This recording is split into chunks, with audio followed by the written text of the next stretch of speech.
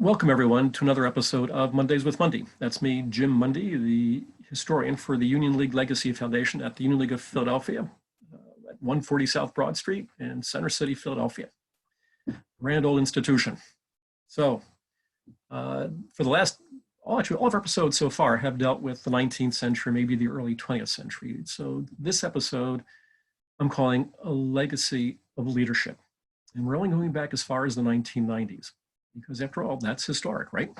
And specifically, I'm going back because of the news recently that a past league president has died. His name was David Auten. And he happened to be the president in 1993 and 1994. And he had some really serious things to do with that I think would change the league for the better. So let's go back in time to put some context to all this. So we're going to start with 1986. In the city of Philadelphia, when in that year, the city and state police had a situation in West Philadelphia that resulted in the bombing of an organization's headquarters called the MOVE, M-O-V-E. The result was that the resulting fire destroyed 65 houses, and I think 11 people died. So a pretty tragic moment in Philadelphia's history. All right. A year later, on October 19th of 1987, there was a world crisis because that day is known forever as Black Monday. When beginning with the Hong Kong Stock Exchange, a recession began. The stock markets tumbled all around the world. And on that day, the Dow Jones, up to that point, suffered its single largest loss in one day of trading. Right? 1990, something called the Gulf War, because Saddam Hussein and Iraq invaded a neighboring and fellow OPEC country called Kuwait. And that set off another recession because of the oil embargo and the oil crisis and things like that. So the world is in an economic uproar, challenging times, tough times, all right? So what's happening at the league? What's going on in Philadelphia, all right? So the league is actually meeting these challenges fairly well. Now, the city itself is having a harder time. Businesses are leaving the city. They're going to the suburbs, as are many of its citizens, because the suburbs were more stable and economically amenable at that point. So why not?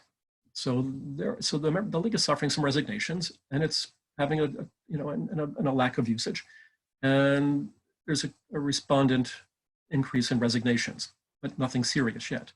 Operating deficits are hitting historic levels, though, and over a 3-year period leading up to 1992. The league lost $658,000 over 3 years, but the league was still in good shape because the league has always had excellent financial management, both at the board level and at the staff level.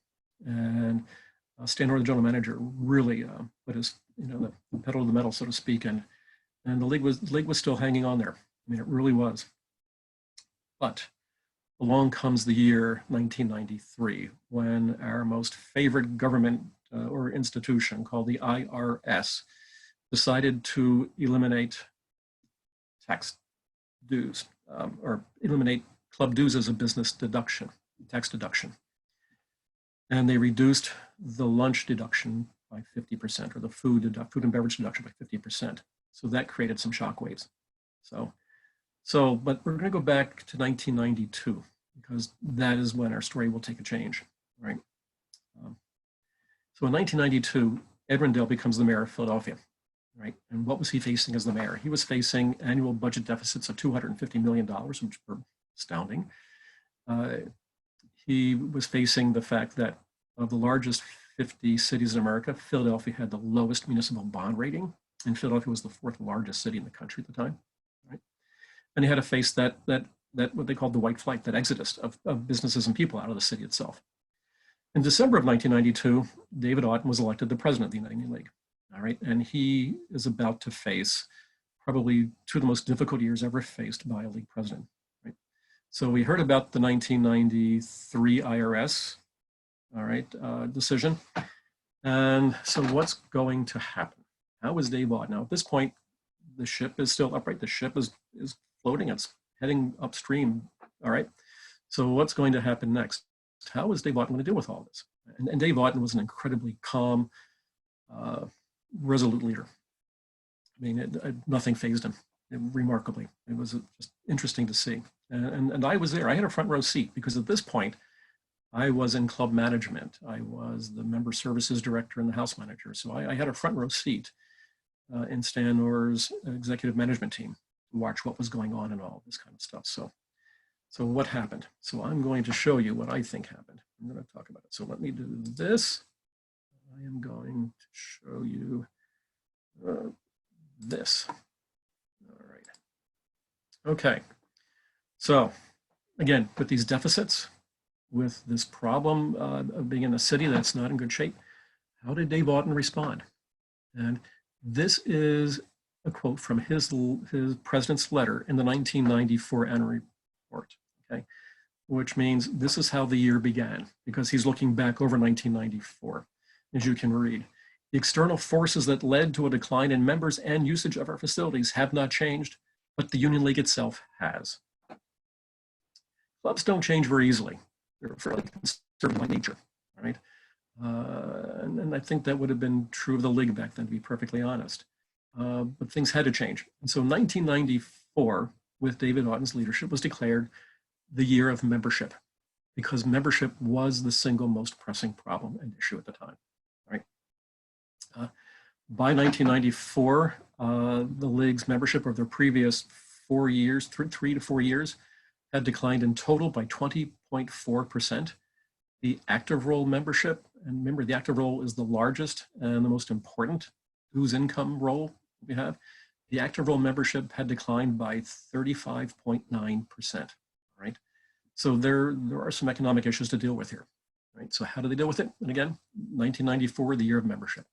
So the league created a member certificate program, which means that every member who proposed a candidate for membership in 1994 between May 15th and September 16th received a certificate that was worth the value of the entrance fee, which was $1,600. And if that candidate was successfully proposed and accepted for membership, then the league would waive that entrance fee. Pretty good deal, right? Okay. Over 700 candidates were proposed for membership in that time frame, and over 700 candidates were accepted for membership. All right. The admissions committee didn't change anything about the way it operated. It didn't change its standards. It worked the way it always had worked.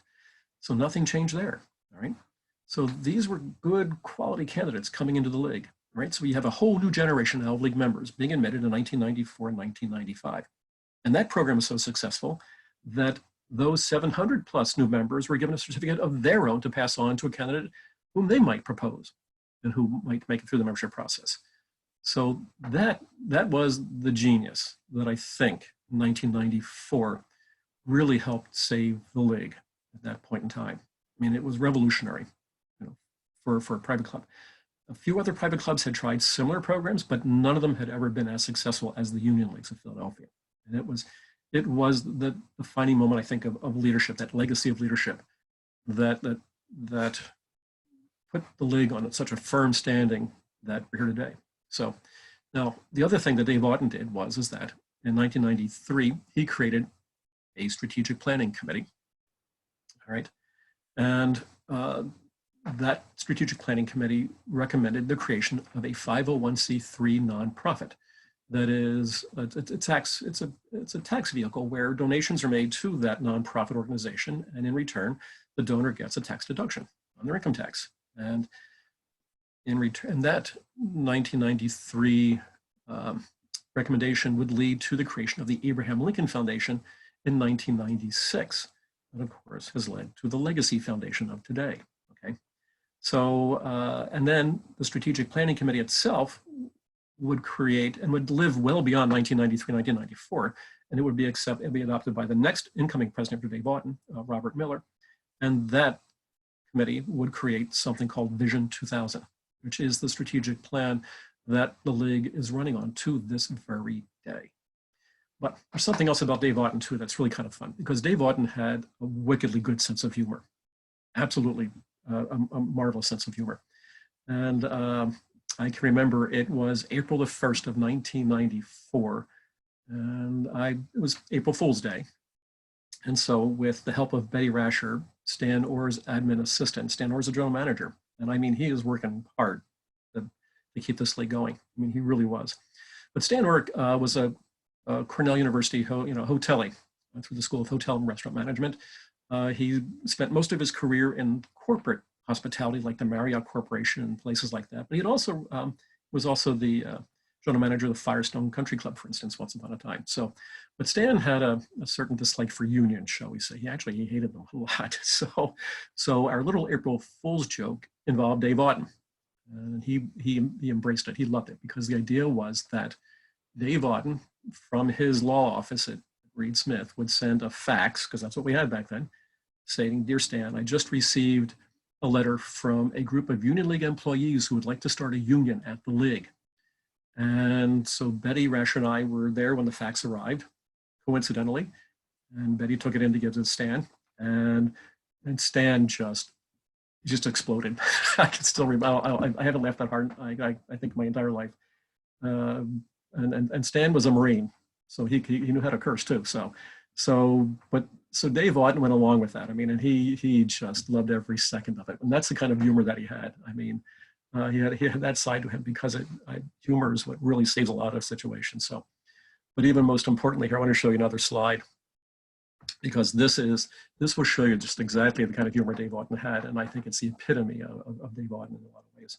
So let's see if I can get this slide up. Okay, here we go. All right, this is the January banner for 1994. So there had been a president. We have annual elections right every December. The president runs for 2 consecutive one-year terms, no opposition. Right, so Auten was in automatically at the December election.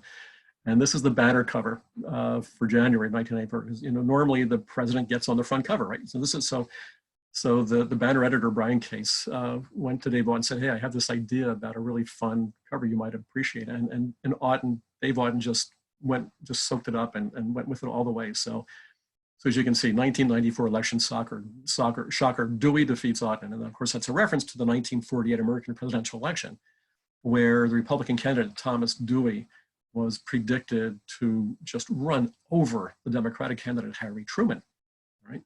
And of course, that's not what happened. But the newspapers at that time, I think it was the New York Tribune, published, or maybe it was the New York Times, it published, already pre-published a headline, front page that said, "Dewey defeats Truman." So, and of course, just the opposite happened. So this is, to me, just the epitome of Dave Auten's sense of humor, but it also goes to show what kind of an individual he was, which was a spectacular. He was just an amazing man. So you don't have to look far back in history to look for really important historical events that are important to institutions and people and things like that. So I would ask all of you, since most of you were not members in the 1990s, and I don't know how many of you as members even ever met Dave Auten, but I would encourage you to Google Dave Auten, do David Auten obituary, or go to legacy.com and read his obituary, and you'll see exactly what a wonderful man he was and what a great leader he was. And he established, I think, a legacy for leadership that has been the mainstay of the League ever since. So ladies and gentlemen, thank you for listening. Thank you for watching. I hope you found this one different. And please tune in next week for another episode of Mondays with Mundy, brought to you by the Union League Legacy Foundation. Thank you very much.